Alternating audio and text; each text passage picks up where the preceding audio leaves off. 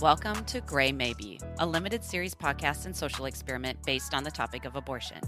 My name is Jillian Schmitz. I'm a professional dancer, actor, teacher, author, artist, and cat lover. Through my own personal journey of recovery, I found that things aren't just black or white, or a simple yes or no. For me, in my recovery, there's been mostly gray area and a lot of maybes. In most of my stories, you can find the gray maybe. I'll be sharing my own process through personal stories, interviews, and hopefully stories of others in an effort to help lessen the stigma and shame of abortion. If you'd like me to read your story on this podcast, anonymous or otherwise, please email graymaybestories@gmail.com. graymaybestories@gmail.com. Before we get started, if you haven't already, please subscribe on whichever platform you're using to catch future episodes of Gray Maybe.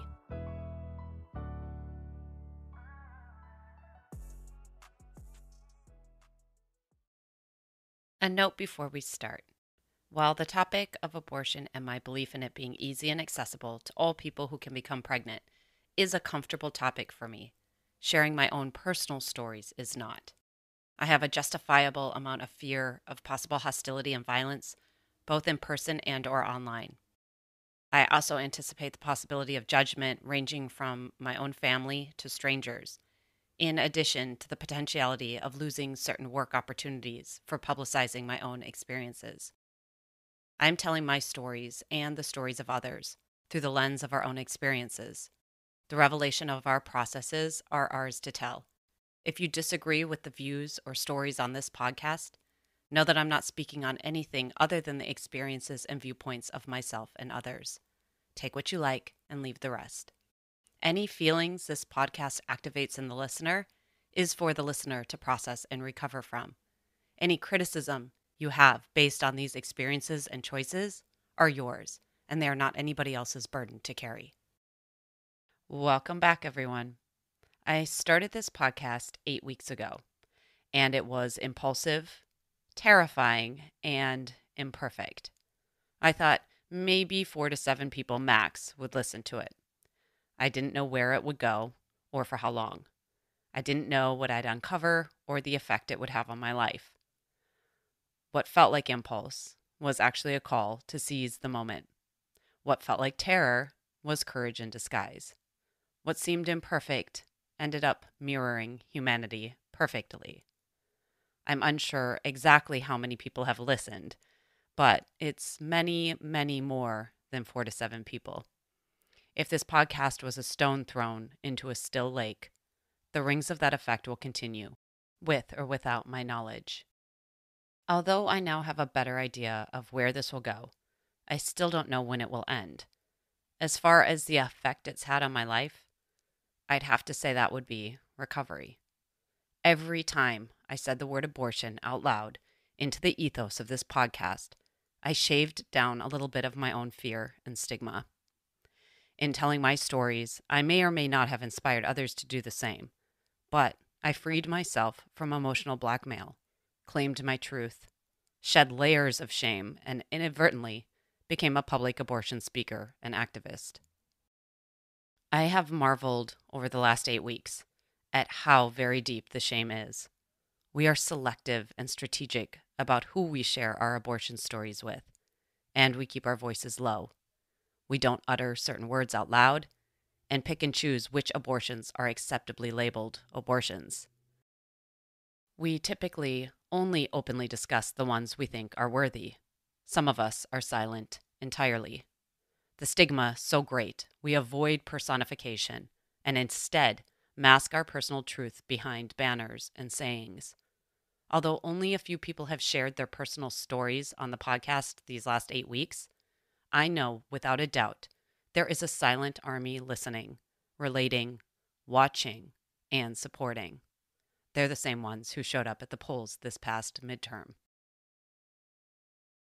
My favorite quotes of this season are as follows. Trauma is not what happens to you.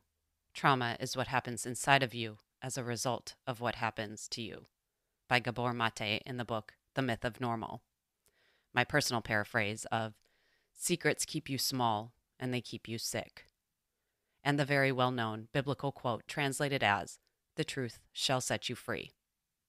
If I could sum up the most powerful words from this season, it would be terror, shame, stigma, courage, bravery, and humanity. Doing this podcast has inspired me to continue on the path of sharing recovery publicly. Gray Maybe will have a second season with a new topic slated for January 2023, so please stay tuned. For this last episode of Season 1, I'm going to play a teaser on what Season 2's topic will be. It's an excerpt from an interview I did on the Words That Move Me podcast by Dana Wilson. If you're new to the Words That Move Me podcast, I highly recommend it. I listen to it weekly. I really enjoy Dana's interview style, commentary, introspection, and invaluable tools for not only personal development, but for a professional career in the arts and entertainment industry. This pod is polished and well-rounded. I can't say enough great things about Dana and her podcast. It's a great one-stop shop for information and entertainment. So, without any further ado, here is a segment from Words That Move Me and the topic for Season 2 of Gray Maybe.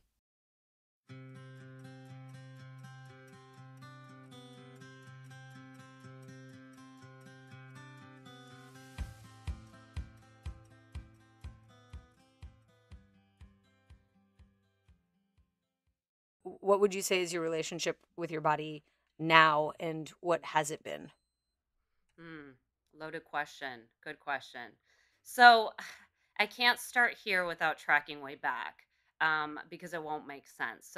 So if I say right now my relationship to my body is tolerance, Mhm. that I have to track that way back and maybe tell you why. So 12, 13, that's when I became hyper aware of how I wanted to look versus how I thought I might look and how I wanted to keep from not looking a certain way. So there was a lot of noise in my mind about being very obsessed with what I looked like, how I wanted to look, and how to avoid looking a way that was different than what I wanted.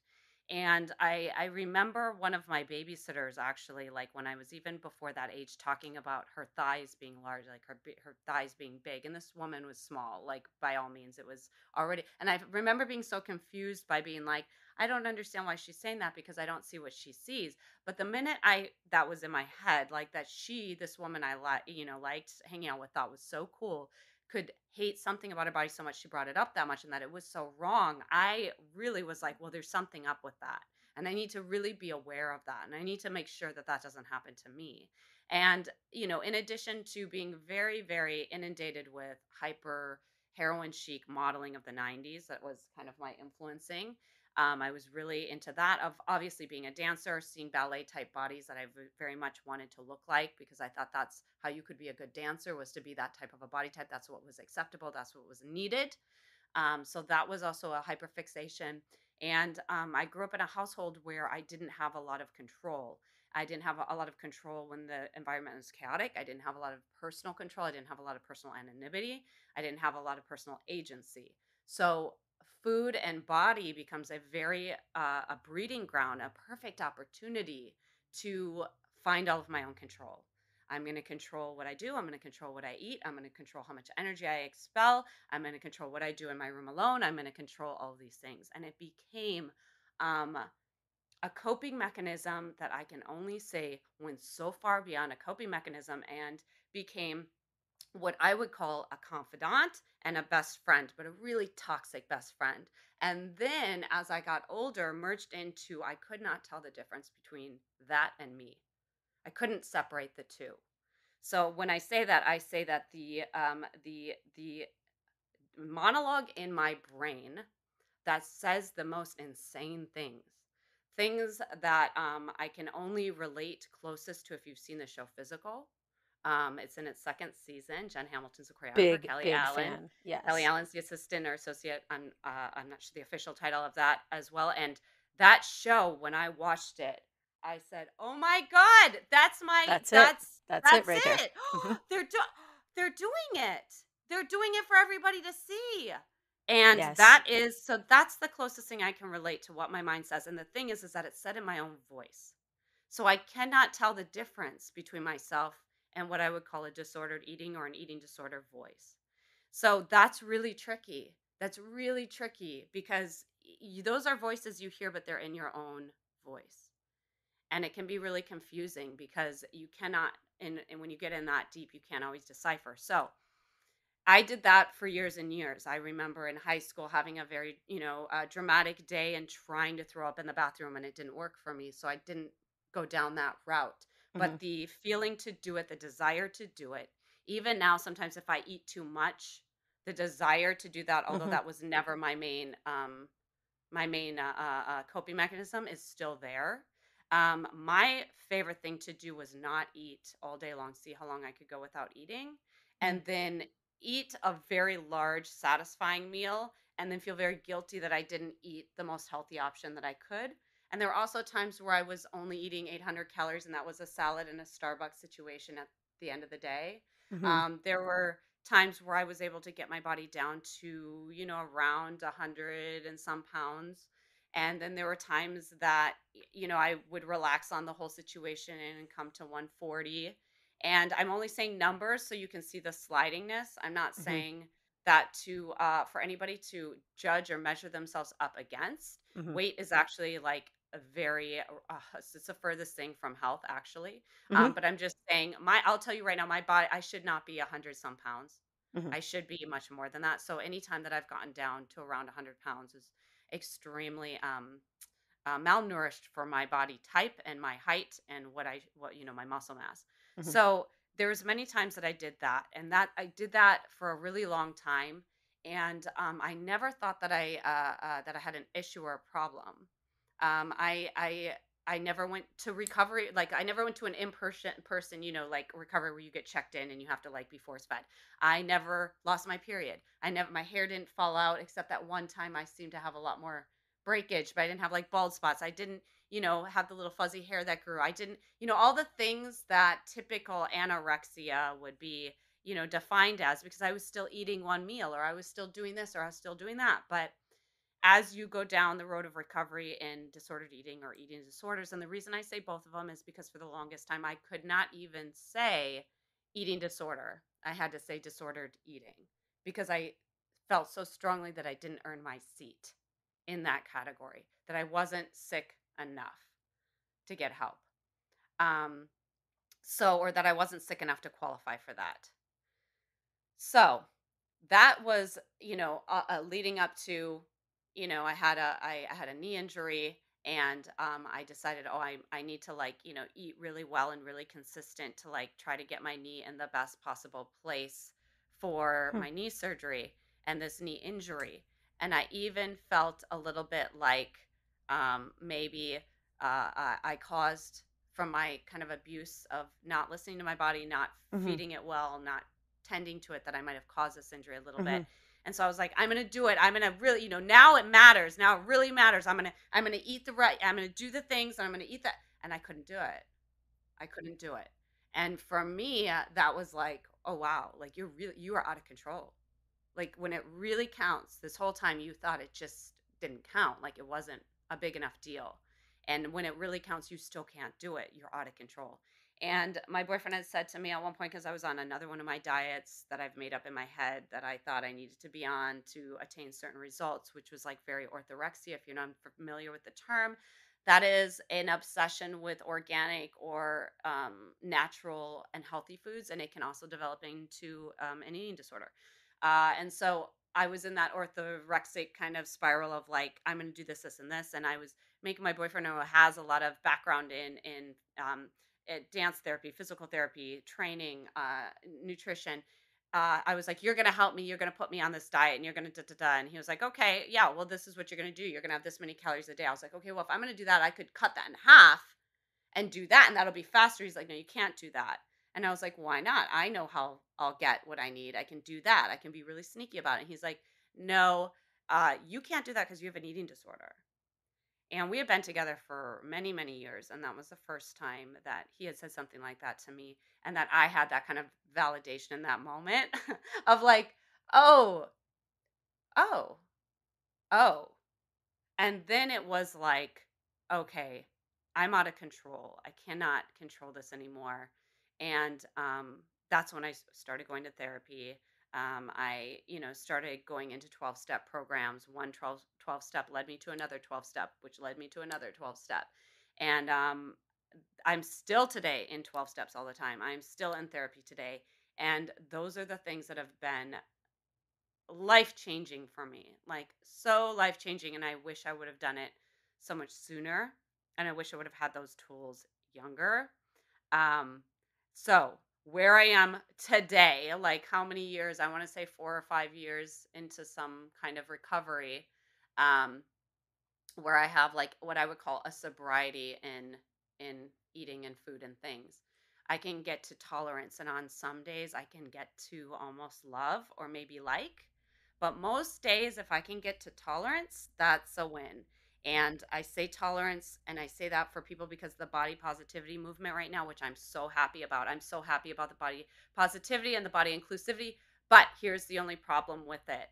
For someone like me, and I get that if you see me, you may be like, what are you complaining about? You have the body type that some people might think, da da da da da, because it's not in the Hmm. body and it's not in the food. Eating disorders live in the mind. And Hmm. so many people have them who don't look like they're sick. They're really sick.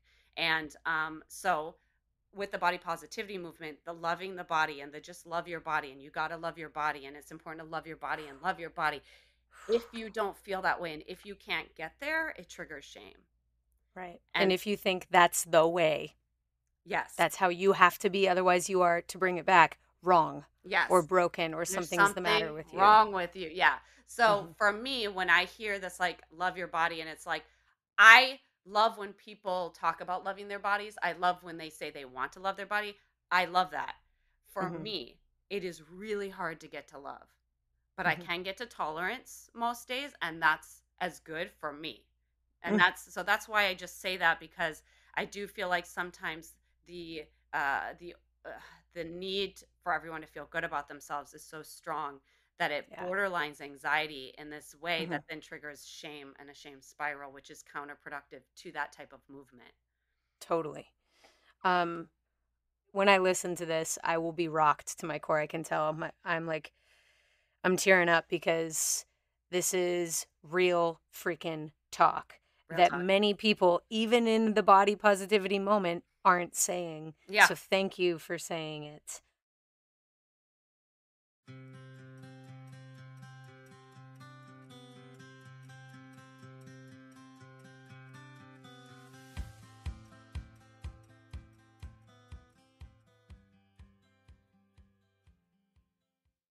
If you'd like to listen to the full episode, please head over to the Words That Move Me podcast, episode 138, on Apple, Spotify, or wordsthatmoveme.com. Although initially Gray Maybe was going to be a limited series podcast and social experiment, I'm going to keep season 1 open ended for any more abortion stories I may receive. There won't be weekly episodes for season 1 released, unless I receive an abortion story to read.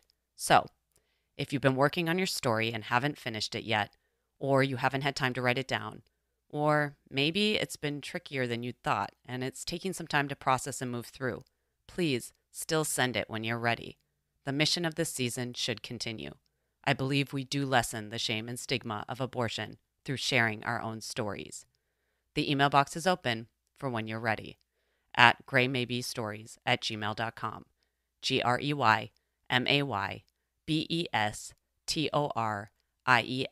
GREYMAYBESTORIES@gmail.com. A final note before I close. While the topic of abortion might be a comfortable topic for you, sharing your own personal stories may not be. You may have a justifiable amount of fear of possible hostility and violence, both in person and or online. You might anticipate the possibility of judgment ranging from your own family to strangers, in addition to the potentiality of losing certain work opportunities for publicizing your own experiences. You reserve the right to tell your own stories through the lens of your own experience. The revelation of your process is yours to tell. If anyone disagrees with your views or stories, they should know that you're not speaking on anything other than your own experience and viewpoints. They can take what they like and leave the rest. Any feelings your stories activates in the listener is for the listener to process and recover from. Any criticism anyone has, based on your experiences and choices, are theirs, and they are not your burden to carry.